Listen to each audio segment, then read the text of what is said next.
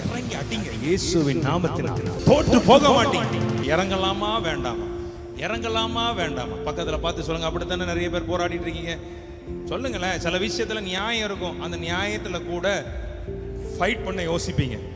நம்ம பக்கம் நியாயம் இருக்குது, ஆனா அதுல கூட இறங்கி செய்வதற்கு நமக்கு ஒரு யோசனையும் தயக்கமும் இருக்கும். இன்னைக்கு சொல்றேன், தீர்க்க தரிசனமா சொல்றேன், ஆவியில சொல்றேன், இறங்கி அடிங்க இயேசுவின் நாமத்தினால். தோற்று போக மாட்டீங்க. ஆமென். உலகத்தில் இருக்கிறவனிலும் உங்களில் இருக்கிறவர் பெரியவராயிருக்கிறார். அதை நம்பி நீ இறங்கு. ஆமென்.